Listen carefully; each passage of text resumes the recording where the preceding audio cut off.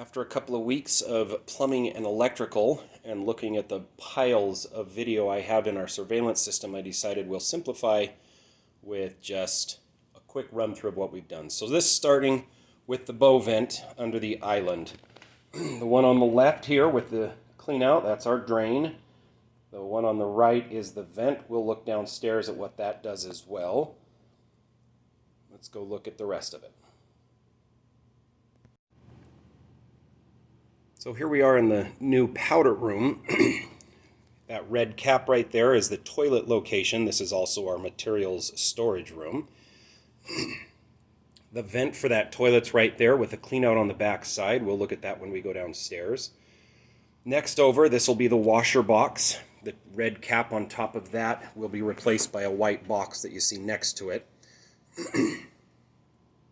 And then the next one over, this will be the pedestal sink drain.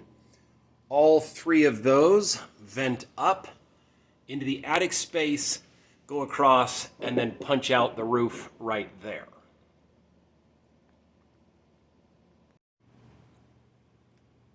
Now we're looking at the wall between the kitchen and the master bathroom. We've got several pipes coming up here. In short, one of them is the new master toilet vent. One of them is the basement plumbing vent. This one with the clean out is the bow vent. And then this is the master vanity, which has a vent that continues up. And then this is the tub vent. They are all tied together. These four tie together to this point. And then the two of them, they climb. They connect right up there. And then they go across through the attic. We'll remove that yellow plug. That's a test plug, and replace it with the sealed clean out plug. And it goes across and attaches to the plumbing vent that was there for the old sink location. So that ties back into the existing plumbing vent that goes up through the roof with a 4-inch that you can't really see.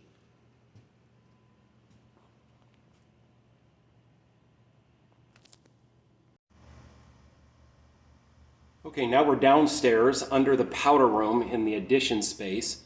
That's the toilet drop there that then has the Y and the 45 that goes up to its venting requirements.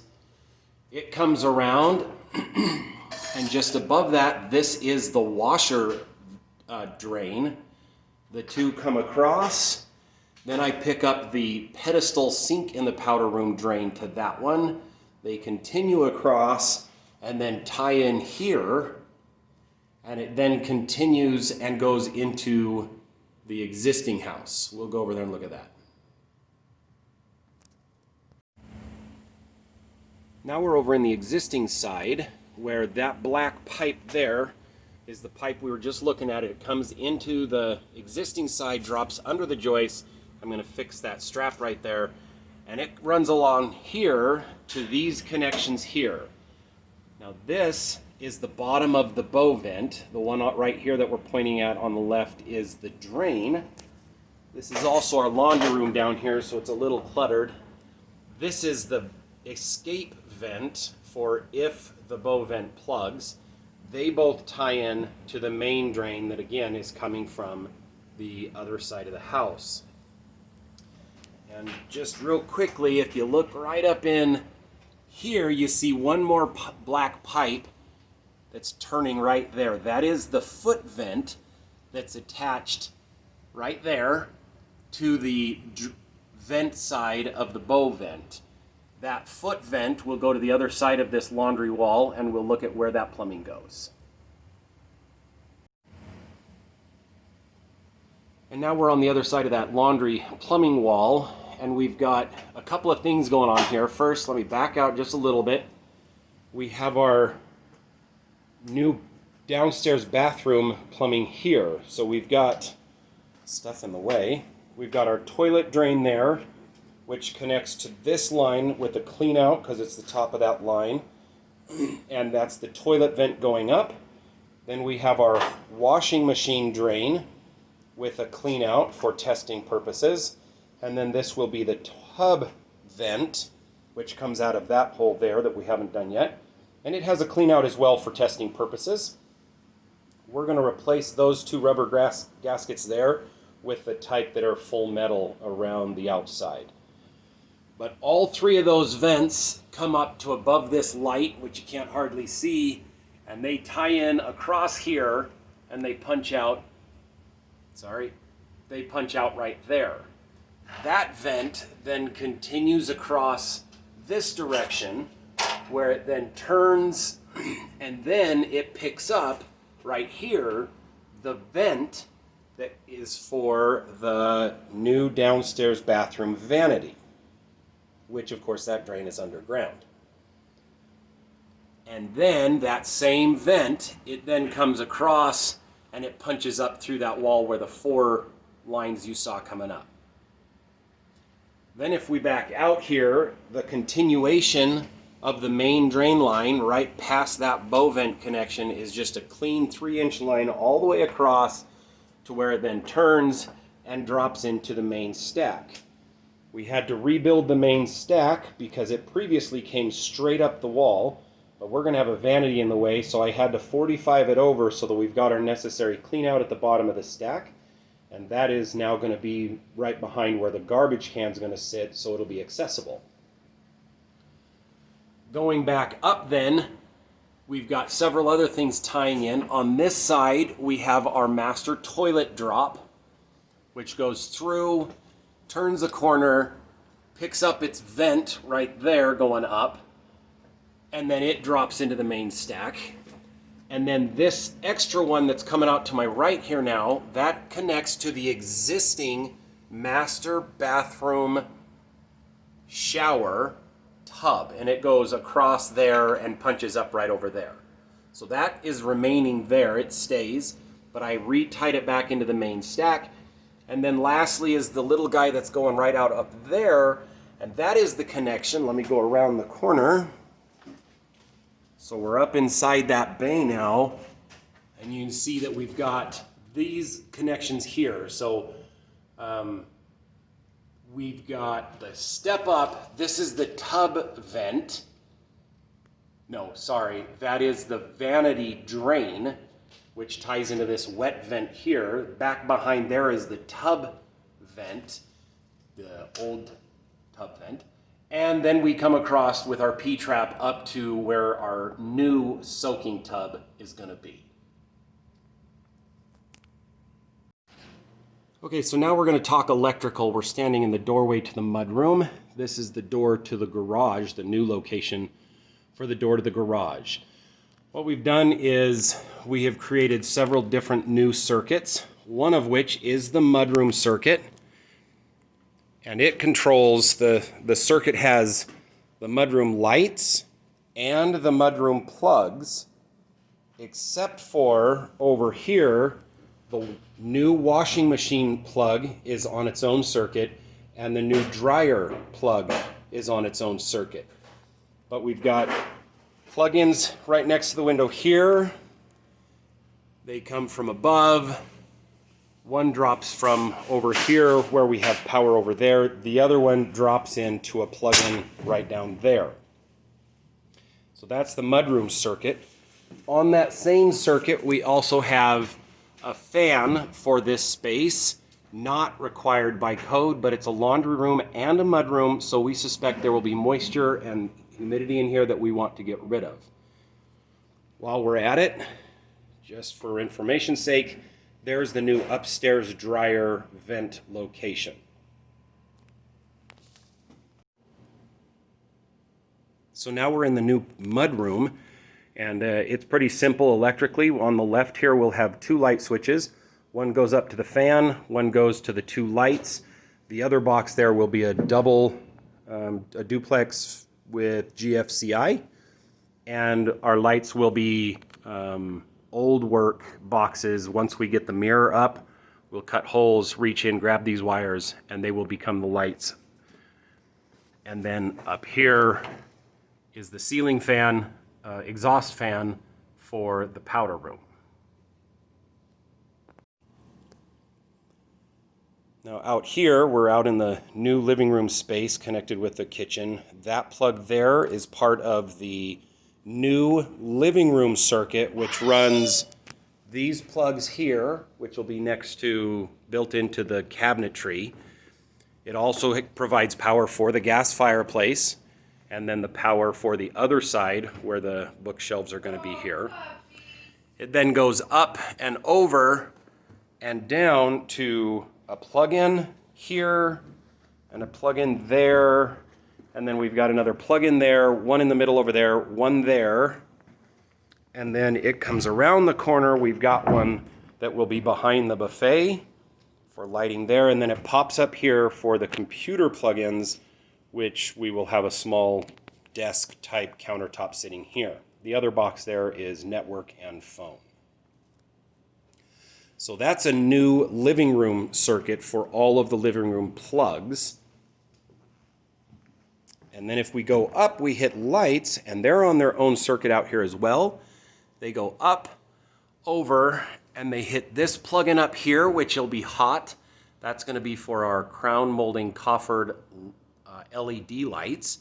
From there it continues to the ceiling fan, which does not have a light on it. And then it continues over to the dining room light, which will have a nice looking chandelier here, which of course then has its switch that pops down and hits right there. We also have can lights, which will be the same canless LEDs, and we're gonna have 8 out here around inside this coffer. The fan is up because we were trying to control some of the heat that was going on while it was wide open. We'll take it down to hang drywall. Okay, back over to the mudroom connection here. We also brought power up, which becomes the kitchen lights, which is going to include that current single bulb. We'll have 6 can lights, LED canless can lights in there. We're also going to have 3 or 4 pendant lights hanging over top of the island. And then that same power continues over here, and it will hit the fan switch, which goes up and connects to the new kitchen exhaust fan, which was I installed today. And then it also runs the light inside the pantry, which will be on a hinge switch.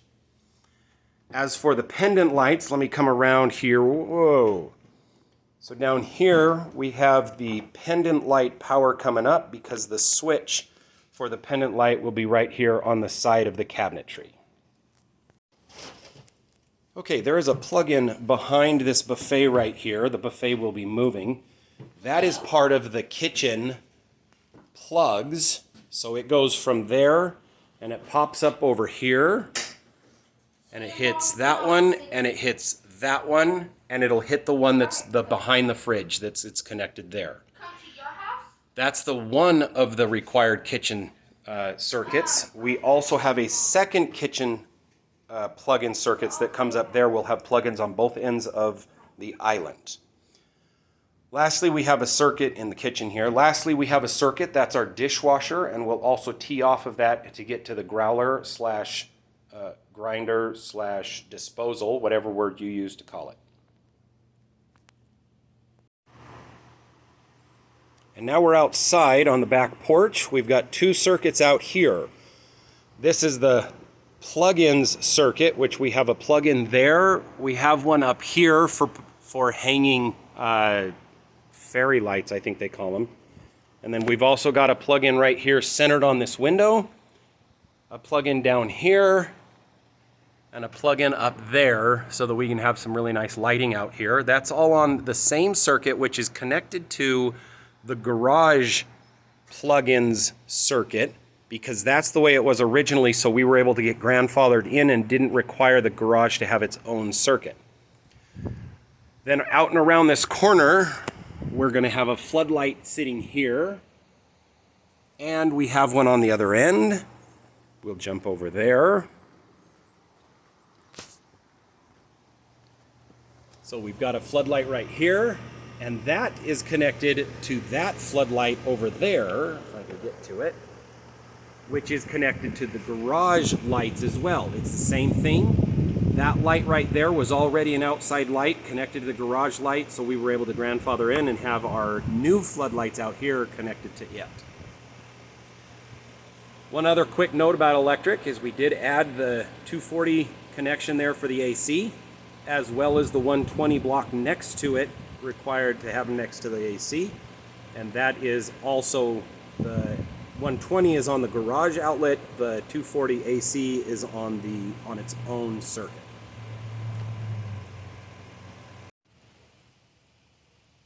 So for purposes of recording, this is our circuit panel, and that's our green. We passed electrical. Let me just explain what's going on here. When we got our AC and we added our AC circuit up here, about 2 days later, we lost our left phase in the main breaker.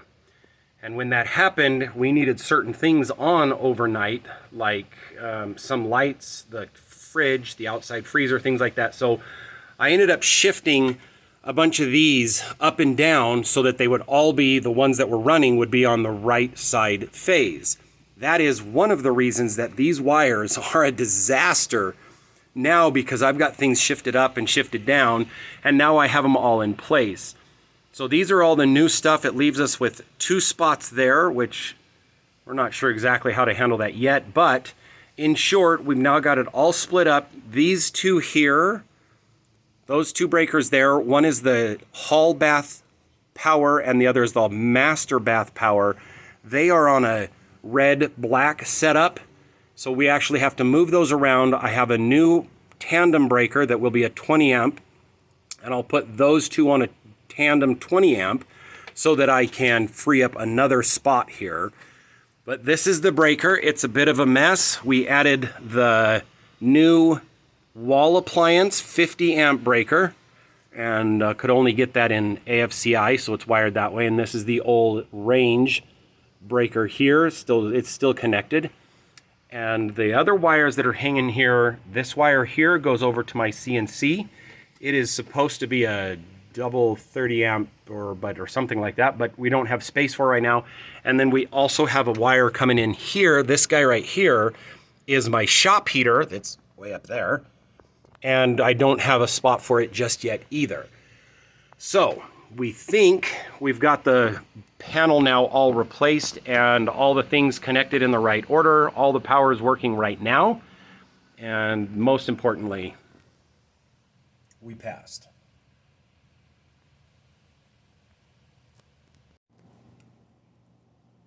Okay, a couple more things before we start closing this up with insulation and drywall. First, our gas fireplace we had installed by A1 Fireplace.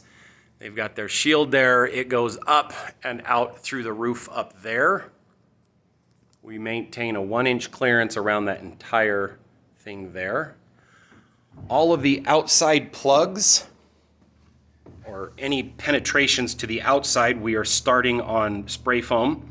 We will, once we strip the wires inside the boxes, we'll also add spray foam for all these other white areas where light is showing through. That is the same over here where we've got our floodlight. We'll add additional spray foam around those and around those. We have insulated with expanding foam all of the penetrations up through the top plate, all of them that go up through there throughout the house. You'll also see we have our baffles, attic baffles in. We put them in every bay. There's only 14. And we've used some insulation to help with blown-in insulation block and to help provide a little more insulation on top of that wall. I am missing my rigid foam insulation that will go in this header right here because I built that one differently. We will also add additional insulating foam inside all of the headers through the holes that I have drilled in all of those. And as we come around here, we'll look at the new kitchen exhaust fan that we've just installed. We've chosen to turn that and pop it straight up. And it now goes out through the roof through a 4-inch rigid duct with R10 insulation wrapped around it and a hood on the ceiling. When we get to that point and we get our range hood, which will mount right here, that's the power for the range hood, and it is its own circuit as well. We will do the same thing. We'll punch straight up through the old ceiling, through the roof, and we will have the range hood will vent to the exterior as well.